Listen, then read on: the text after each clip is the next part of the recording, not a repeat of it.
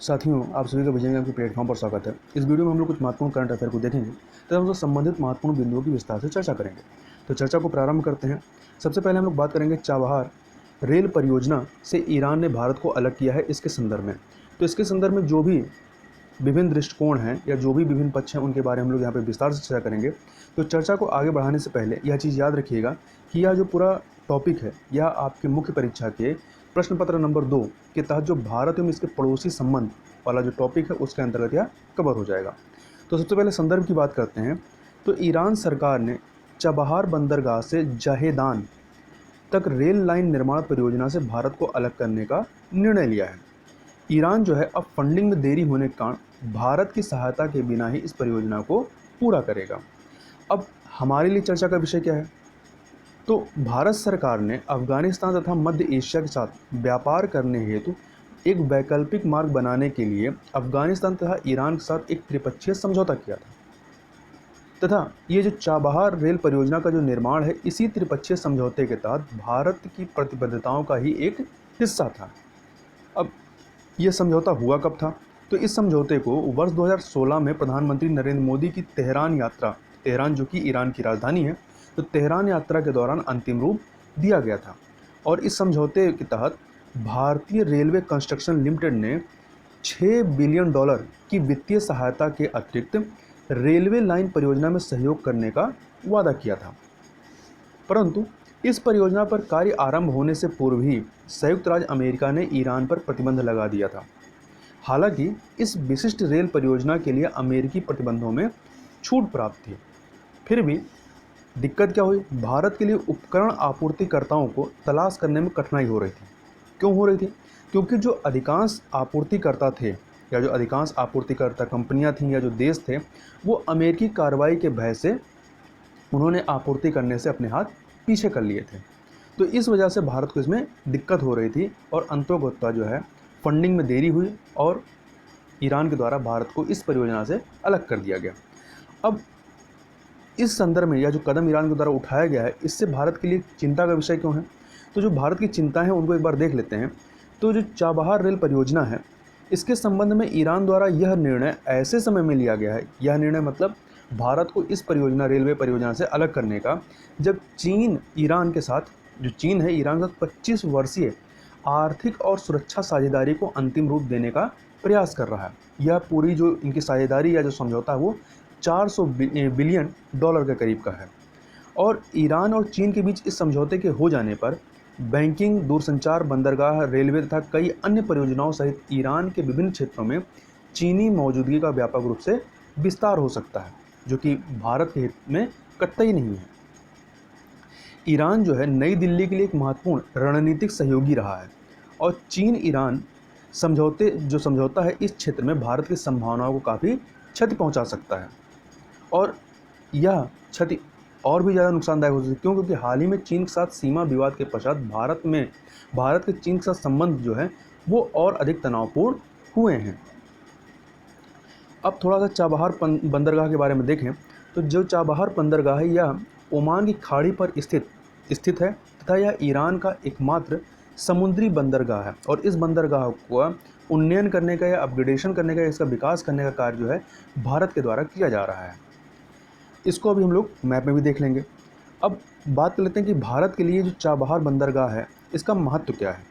तो चाबहार बंदरगाह के माध्यम से भारत जो है वो अफगानिस्तान तक माल परिवहन करने में पाकिस्तान को बाईपास कर सकता है। क्यों? क्योंकि अभी क्या है, अफगानिस्तान तक माल पहुंचाने के लिए हमें पाकिस्तान से होकर के जो दर्रा जाता है, उससे उस रास्ते से हमें अफगानिस्तान तक स्थल मार्ग से वस्तुओं को पहुंचाते हैं या अपना जो माल है उसको पहुंचाते हैं।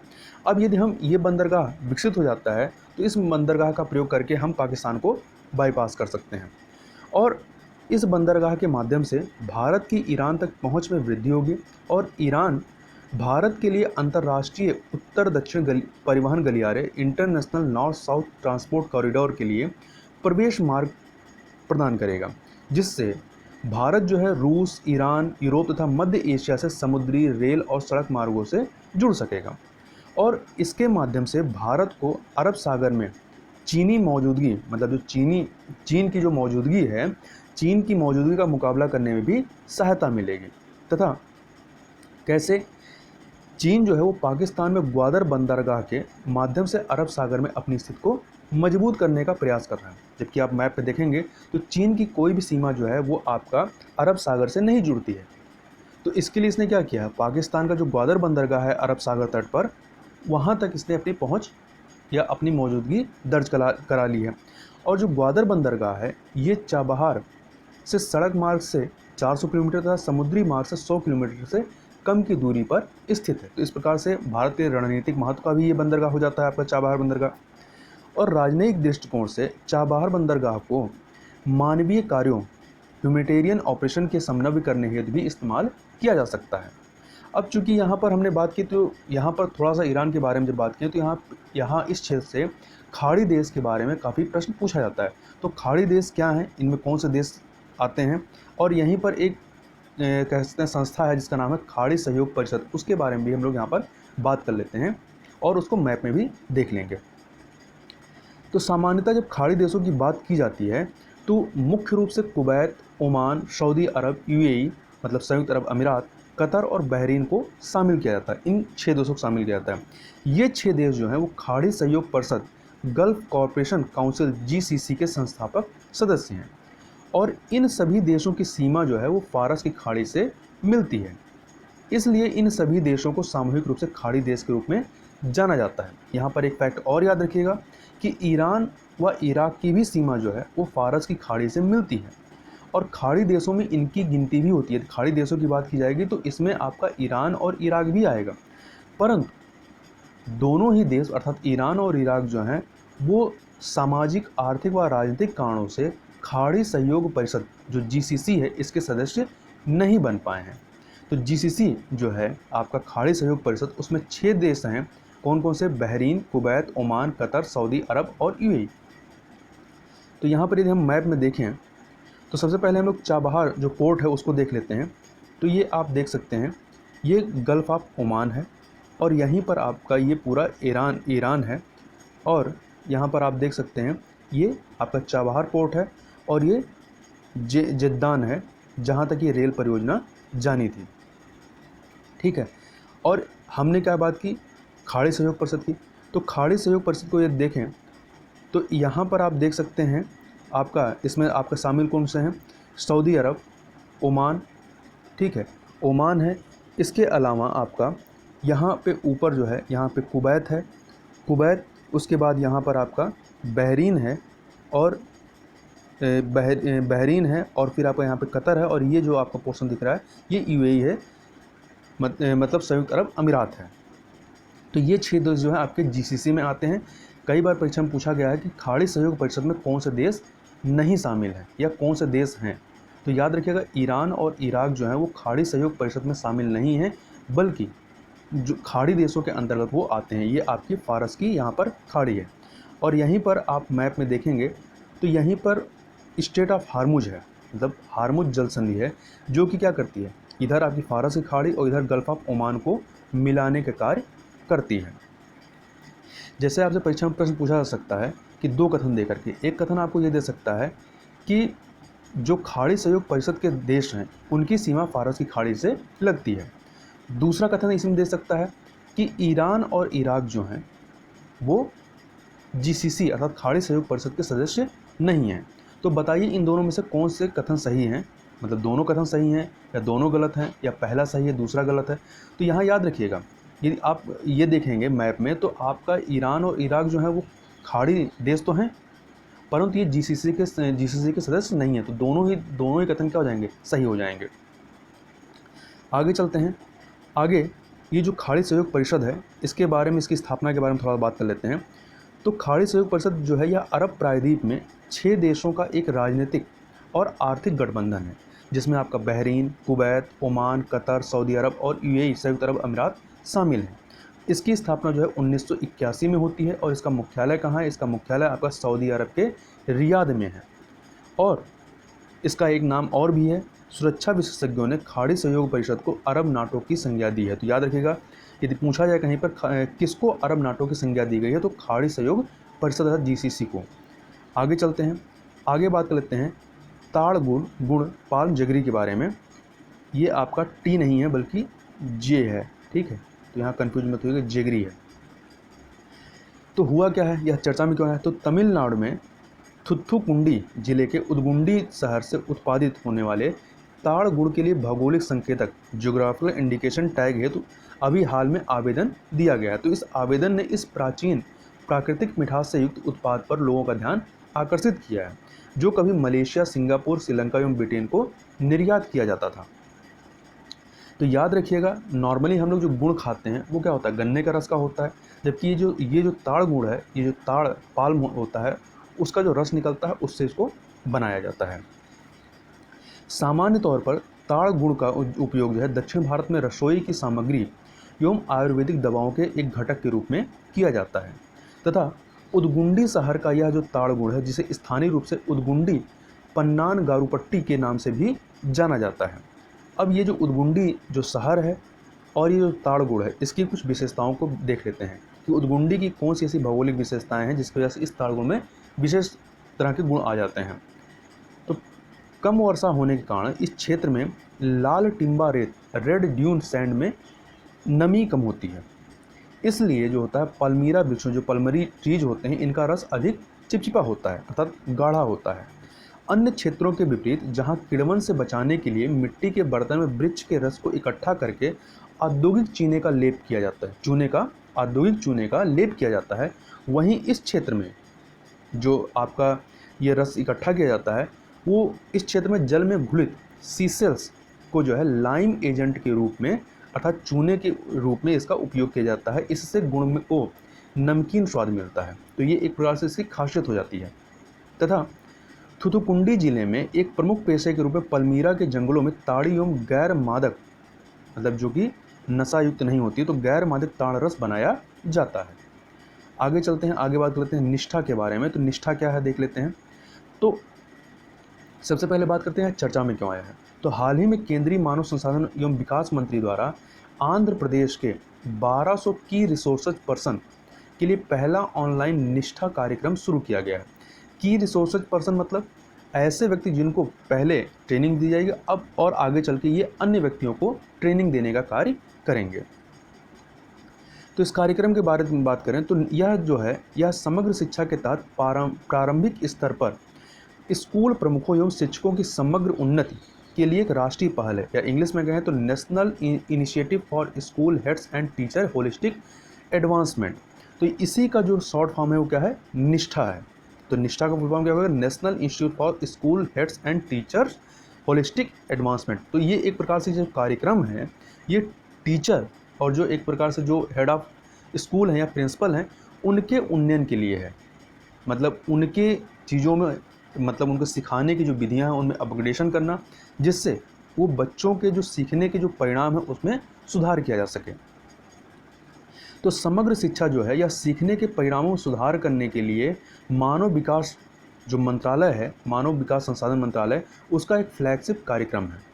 तथा ये जो निष्ठा कार्यक्रम है, वर्ष 2019 में निष्ठा को फेस टू फेस मोड में लॉन्च किया गया था। फेस टू फेस मोड में मतलब कि ये जो इसके तहत जो ट्रेनिंग दी जाती है शिक्षकों को और जो प्रिंसिपल हैं उनको, मतलब एक तरह से क्या है कि कहीं पे बुला करके एक वर्कशॉप होती थी, ठीक है, मतलब वहाँ पे इनको फिजिकल रूप से प्रेजेंट होना पड़ता था, न कि ऑनलाइन फॉर्म में। इसके बाद 33 राज्यों और केंद्र शासित प्रदेशों ने इस कार्यक्रम को, मतलब कुल मिलाकर के 33 राज्य और केंद्र शासित प्रदेशों ने इस कार्यक्रम को अपने अपने क्षेत्रों में समग्र शिक्षा के तहत शुरू किया, मतलब ट्रेनिंग देने का कार्य शुरू किया है। और याद रखिएगा, तो इस प्रकार से यह निष्ठा कोई अभी नया का कार्यक्रम नहीं है, यह पुराना ही कार्यक्रम से 2019 में लॉन्च किया गया था। अब वर्तमान में क्यों चर्चा में आया, वर्तमान में दिक्कत क्या हुई, तो कोविड-19 से कुछ समस्याएं उत्पन्न हुई। तो कोविड-19 महामारी के कारण अचानक लागू किए गए लॉकडाउन ने ये फेस टू फेस मोड में जो इस कार्यक्रम का संचालन हो रहा था वो प्रभावित हुआ, और इसी वजह से शेष 24 लाख शिक्षकों एवं स्कूल प्रमुखों को प्रशिक्षण देने के लिए निष्ठा को, ये जो निष्ठा कार्यक्रम था, निष्ठा को एनसीईआरटी द्वारा दीक्षा एवं निष्ठा पोर्टल के माध्यम से ऑनलाइन मोड के अनुकूलित किया गया। मतलब अब क्या है कि जो शेष शिक्षक हैं इनको ऑनलाइन माध्यम से प्रशिक्षित करने का कार्य किया जा रहा है। इसके तहत आंध्र प्रदेश जो है देश का पहला राज्य है जिसके लिए निष्ठा पोर्टल के माध्यम से 1200 की रिसोर्सेज पर्सन के लिए एक ऑनलाइन निष्ठा कार्यक्रम शुरू किया गया है। मतलब ये जो 1200 पर्सन हैं इनको ऑनलाइन माध्यम से प्रशिक्षित किया जाएगा और ये आगे चल के अन्य शिक्षकों और जो स्कूल के प्रमुख हैं, हेड ऑफ स्कूल हैं, उनको प्रशिक्षित करेंगे। और ये की रिसोर्स पर्सन जो है आंध्र प्रदेश के शिक्षकों का मार्गदर्शन करने में मदद करेंगे, जो उस समय दीक्षा पर ऑनलाइन निष्ठा प्रशिक्षण लेंगे। मतलब इन टीचरों को भी इन की रिसोर्स पर्सन के द्वारा जो दीक्षा पोर्टल है उस पर ऑनलाइन प्रशिक्षण दिया जाएगा। अब थोड़ा सा दीक्षा पोर्टल के बारे में बात कर लेते हैं। तो मानव संसाधन विकास मंत्रालय द्वारा शिक्षकों के लिए राष्ट्रीय डिजिटल माध्यम दीक्षा पोर्टल की शुरुआत की गई और दीक्षा पोर्टल की शुरुआत जो है शिक्षक समुदाय को समाचार, किसी प्रकार की घोषणा, आकलन तथा शिक्षक प्रशिक्षण सामग्री उपलब्ध कराने के लिए की गई थी। और इस पोर्टल पर शिक्षकों को ऑफलाइन एवं ऑनलाइन दोनों माध्यम से प्रशिक्षण प्राप्त होगा। मतलब इस पर प्रदान किए जाने का कार्य किया जाता है। आगे चलते हैं, आगे बात करते हैं। शिशु निमोनिया के निवारण हेतु पहले स्वदेश निर्मित टीके को अभी हाल ही में जो भारतीय औषध महानियंत्रक उसके द्वारा स्वीकृति दी गई है कि इसको ये बाज़ार में बेचा जा सकता है। तो इसके बारे में हम बात करेंगे। तो यहाँ ध्यान रखिएगा कि यह जो टॉपिक है आपका वह मुख्य परीक्षा के प्रश्न पत्र नंबर 2 के तहत जो स्वास्थ्य, शिक्षा, मानव संसाधनों से संबंधित सामाजिक क्षेत्र, सेवाओं के विकास और प्रबंधन संबंधित विषय है उसके अंतर्गत यह कवर हो जाएगा, स्वास्थ्य के अंतर्गत आ जाता है। तो सबसे पहले संदर्भ की बात करते हैं। तो भारतीय औषध महानियंत्रक drug controller general of India DGCI ने पहली बार पूरी तरह से स्वदेशी तरीके से विकसित नीमोकोकल पॉलीसैकेराइड कंजुगेट टीके को बाजार में बेचने की मंजूरी दे दी है। और यह टीका बनाया किसने? तो यह टीका messrs serum institute of India private limited Pune के द्वारा विकसित किया गया है। और यह टीका जो है शिशुओं में स्ट्रेप्टोकोकस निमोनिया के कारण होने वाले रोग और निमोनिया के खिलाफ सक्रिय टीकाकरण अभियान के लिए उपयोग किया जाता है। अब हम लोग बात कर लेते हैं निमोनिया के बारे में कि निमोनिया का प्रसार कैसे होता है। तो निमोनिया जो है यह बैक्टीरिया, वायरस तथा कवक तथा फंगी आदि संक्रामक एजेंटों के माध्यम से फैलता है। यहाँ ध्यान रखिएगा इस फैक्ट को कि निमोनिया ऐसा नहीं केवल बैक्टीरिया की वजह से होता है। तो निमोनिया बैक्टीरिया, वायरस तथा फंगी इन सभी संक्रामक एजेंटों के माध्यम से फैलता है। बच्चों में बैक्टीरिया जनित निमोनिया का सबसे आम कारण जो आपका कह सकते हैं सामान्य कारण है वो क्या है? स्ट्रेप्टोकोकस निमोनिया होता है तथा हीमोफिलस इन्फ्लुएंजा टाइप बी जो है यह बैक्टीरिया जनित निमोनिया का दूसरा सामान्य कारण है।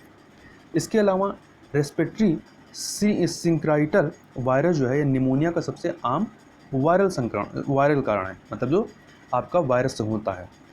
इसमें होता क्या है कि जो संक्रमित व्यक्ति है, संक्रमित व्यक्ति के फेफड़े जो वायुकोश होते हैं उसमें द्रव्य, लिक्विड तथा मवाद की जमा हो जाने के कारण वो अवरुद्ध हो जाते हैं, जिससे व्यक्ति को सांस लेने में कठिनाई होती है। अब थोड़ा सा ये जो संक्रमण है निमोनिया का, इसके लक्षण क्या हैं? तो इसके लक्षणों में तेज बुखार तथा ठंडा लगना, कफ के साथ खांसी आना, शारीरिक कमजोरी तथा अस्वस्थ होने की भावना, सांस लेने में तकलीफ तथा धड़कनों का बढ़ना मतलब हार्ट बीट का बढ़ना इत्यादि शामिल होते हैं। अब इसका रोकथाम तथा उपचार कैसे किया जा सकता है?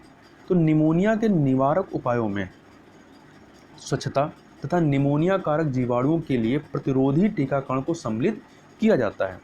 और किसी बच्चे को निमोनिया से बचाने के लिए तत्काल उपचार की आवश्यकता होती है, जिसमें सामान्यतः एंटीबायोटिक दवाओं का प्रयोग किया जाता है और इसके लिए औसतन 5 से 7 दिनों तक उपचार चलता है।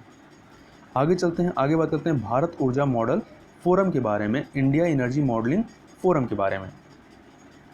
तो ध्यान रखिएगा यह आपके GS के प्रश्न पत्र नंबर 2 के तहत यह कवर हो जाएगा। तो संदर्भ यह है कि हाल ही में सतत विकास स्तंभ सस्टेनेबल ग्रोथ पिलर के संयुक्त कार्य समूह की बैठक में भारत ऊर्जा मॉडल फोरम का शुभारंभ किया गया है। तो इस भारत ऊर्जा मॉडल फोरम जो है इसका गठन कैसे होगा, मतलब इसमें शामिल कौन होंगे? तो इस फोरम में ज्ञान साझेदार मतलब जो आपके नॉलेज स्टॉक होल्डर्स हैं, तो ज्ञान साझेदार, डेटा एजेंसियों और संबंधित सरकारी मंत्रालय जो है इसमें शामिल होंगे तथा शुरुआती स्तर पर नीति आयोग जो है मंच की गतिविधियों का समन्वय करेगा और इसकी शासकीय संरचना को अंतिम रूप जो है वो नीति आयोग के द्वारा दिया जाएगा। तथा कुछ अन्य चीज़ों की बात करें तो जो सतत विकास आधार स्तंभ है, यह मतलब जिस मंच के द्वारा इसको बनाया गया है, तो यह मंच जो है भारत अमेरिकी रणनीतिक ऊर्जा भागीदारी का एक महत्वपूर्ण आधार है और यह नीति आयोग और यूएसएआईडी मतलब USA agency for international development की सह अध्यक्षता वाला एक मंच है तथा जो सतत विकास आधार स्तंभ है, यह तीन प्रमुख गतिविधियों के रूप में तीन प्रमुख गतिविधियां कौन से ऊर्जा डेटा प्रबंधन, ऊर्जा मॉडलिंग प्रबंधन और कम कार्बन उत्सर्जन वाली प्रौद्योगिकियों के सहयोग पर जोर देने का कार्य करती है। अब ये जो फोरम बनाया गया है, इस फोरम के बारे में इसका उद्देश्य क्या है, मतलब जो आपका भारत ऊर्जा मॉडल फोरम है, तो इसके उद्देश्यों को एक एक करके देख लेते हैं। तो पहला है कि महत्वपूर्ण ऊर्जा और पर्यावरण से संबंधित महत्वपूर्ण मुद्दों पर चर्चा करने के लिए एक मंच प्रदान करना। दूसरा, निर्णय लेने की प्रक्रिया से भारत सरकार को अवगत कराना। तीसरा, मॉडलिंग टीमों, सरकार और ज्ञान के भागीदारों और वित्त पोषकों के बीच में सहयोग में सुधार करना। इसके अलावा विचारों के आदान प्रदान को सुगम बनाना, उच्च गुणवत्ता वाला अध्ययन सुनिश्चित करना तथा विभिन्न स्तरों पर और विभिन्न क्षेत्रों में ज्ञान के बीच परस्पर कमी की पहचान करना। इसके अलावा भारतीय संस्थानों की क्षमता बढ़ाने में मदद करना। ये इसके कुछ प्रमुख उद्देश्य हैं। अब बात कर लेते हैं ऊर्जा मॉडलिंग क्या होती है। तो ऊर्जा मॉडलिंग या ऊर्जा प्रणाली मॉडलिंग जो है, यह एक प्रक्रिया है जिसमें ऊर्जा प्रणालियों के कंप्यूटर मॉडल तैयार किए जाते हैं तथा इसके पश्चात इनका विश्लेषण किया जाता है। इस तरह के मॉडल जो होते हैं वो अक्सर किसी परियोजना में तकनीकी और आर्थिक स्थितियों के संदर्भ में विभिन्न अनुमानों के परीक्षण हेतु परिदृश्य विश्लेषण का इंग्लिश क्या होता है, लैंडस्केप एनालिसिस का उपयोग करने के लिए इसका इस्तेमाल किया जाता है। और इसके परिणामों में प्रणाली की व्यवहार्यता अर्थात फिजिबिलिटी, ग्रीन हाउस गैस उत्सर्जन, संचयी वित्तीय लागत इंग्लिश में कहें तो कम्युलेटिव फाइनेंशियल कॉस्ट, प्राकृतिक संसाधन उपयोग तथा प्रणाली की ऊर्जा दक्षता के बारे में यह जो मॉडलिंग है इससे पता चलता है। अब ऊर्जा मॉडलिंग फोरम क्या है, इसको भी देख लेते हैं। तो अमेरिका में ऊर्जा modelling forum, energy modelling forum EMF की स्थापना जो है वर्ष 1976 में स्टैनफोर्ड विश्वविद्यालय में सरकार, उद्योग, विश्वविद्यालयों और अन्य शोध संगठनों के प्रमुख मॉडलिंग विशेषज्ञों और नीति निर्माताओं को एक साथ लाने के लिए इस फोरम की स्थापना की गई थी। फोरम जो है ऊर्जा और पर्यावरण से संबंधित समकालीन मुद्दों पर चर्चा के लिए एक निष्पक्ष मंच प्रदान करने का कार्य करता है। अब थोड़ी चर्चा हम लोग कर लेते हैं USAID अर्थात US agency for international development के बारे में। तो USAID जो है यह अमेरिका के संघीय सरकार की एक स्वतंत्र एजेंसी है जो मुख्य रूप से नागरिक विदेशी सहायता एवं विकास सहायता के लिए जिम्मेदार था, रिस्पॉन्सिबल है। और यह दुनिया की सबसे बड़ी आधिकारिक सहायता एजेंसियों में से एक है, मतलब किसी देश की सरकार की यह एजेंसी के रूप में सबसे बड़ी आधिकारिक सहायता एजेंसी है। तथा यदि इसकी स्थापना की बात करें तो अमेरिकी कांग्रेस ने 4 सितंबर 1961 को विदेशी सहायता अधिनियम फॉरेन असिस्टेंस एक्ट पारित किया, जिसने अमेरिकी विदेशी सहायता कार्यक्रमों को पुनर्गठित किया एवं आर्थिक सहायता के लिए एक एजेंसी के निर्माण को अनिवार्य बनाया। जिसके बाद 3 नवंबर 1961 को USAID जो है ये अस्तित्व में आती है और यह पहला अमेरिकी विदेशी सहायता संगठन है जिसका प्राथमिक लक्ष्य जो है वो दीर्घकालिक सामाजिक आर्थिक विकास पर ध्यान देना है। तो यह एक प्रकार से फंडिंग प्रोवाइड करने का कार्य करती है। आगे चलते हैं, आगे बात कर लेते हैं सरकारी नौकरियों में प्लाज्मा दाताओं को वरीयता के संबंध में। तो यह घोषणा किस सरकार के द्वारा की गई है, तो असम सरकार ने प्लाज्मा दाताओं को सरकारी नौकरियों में वरीयता देने का फैसला किया। तो याद रखिएगा किसके द्वारा दिया गया है, यह फैसला किया गया है, तो असम सरकार के द्वारा। तो सरकार द्वारा अर्थात असम सरकार द्वारा दिए जाने वाले अन्य लाभों को यदि देखें तो इसके तहत है साक्षात्कार में अतिरिक्त अंक प्रदान किए जाएंगे, एक प्रमाण पत्र प्रदान किया जाएगा, साथ ही सरकार द्वारा सरकारी योजनाओं में वरीयता देने पर भी विचार किया जा रहा है। इसके अलावा अन्य राज्यों के जो प्लाज्मा डोनर्स हैं उनको असम की यात्रा के दौरान राज्य अतिथि गृह की सुविधा प्रदान की जाएगी, मतलब उनके रुकने के लिए राज्य अतिथि गृह की व्यवस्था की जाएगी तथा राज्य सरकार उनकी वापसी के लिए हवाई टिकट का खर्च भी वहन करेगी। आगे चलते हैं, आगे बात लेते हैं APT29। तो सीधे से पूछ सकता है कि यह APT29 अभी हाल ही में चर्चा में था या क्या है। तो याद रखिएगा यह एक रशियन हैकर्स का ग्रुप है और इस ग्रुप को द ड्यूक्स और कोजी बियर के नाम से भी जाना जाता है। और यह जो ग्रुप है APT29, यह ग्रुप खुफिया जानकारी के लिए मुख्य रूप से सरकारी राजनयिक, थिंक टैंक, स्वास्थ्य सेवा और ऊर्जा संस्थानों को लक्ष्य बनाता है, मतलब इनको हैक करता है और इसके लिए विभिन्न प्रकार के उपकरणों और तकनीकों का प्रयोग करता है। तथा ये जो APT29 है, ये वैश्विक स्तर पर संस्थानों को लक्षित करने के लिए बेलमेस और बेलमेल के रूप में जाने जाने वाले मेलवेयर का उपयोग करता है। तथा APT29 पर जो है वैक्सीन डेटा चुराने की कोशिश करने का अभी हाल ही में आरोप लगा है। आगे चलते हैं, आगे बात करते हैं चट्टोग्राम बंदरगाह के बारे में। यह अभी चर्चा में था, तो देख लेते हैं क्यों चर्चा में था। तो हाल ही में कोलकाता बंदरगाह से बांग्लादेश के चट्टोग्राम बंदरगाह होते हुए अगरतला कहाँ है, ये त्रिपुरा की राजधानी है, तो अगरतला के लिए पहला परीक्षण मालवाहक जहाज को रवाना किया गया है और इसे भारत के पारगमन जहाज़ों, मतलब एक जगह से दूसरे जगह जाने के लिए, तो पारगमन जहाज़ों की आवाजाही के लिए चट्टोग्राम और मोंगल बंदरगाहों का उपयोग करने हेतु बांग्लादेश से हुए समझौते के तहत यह अभी हाल ही में परीक्षण किया गया है। तो याद रखिएगा, चट्टोग्राम जो बंदरगाह और मोंगल बंदरगाह ये दोनों ही बांग्लादेश में हैं। अब इसको थोड़ा सा बैकग्राउंड देख लेते हैं इस समझौते के बारे में। तो जून 2015 में प्रधानमंत्री नरेंद्र मोदी की बांग्लादेश यात्रा के दौरान इन दो बंदरगाहों चट्टोग्राम और मोंगल बंदरगाहों के इस्तेमाल के लिए दोनों देशों अर्थात भारत और बांग्लादेश के बीच एक MOU पर हस्ताक्षर किए गए थे।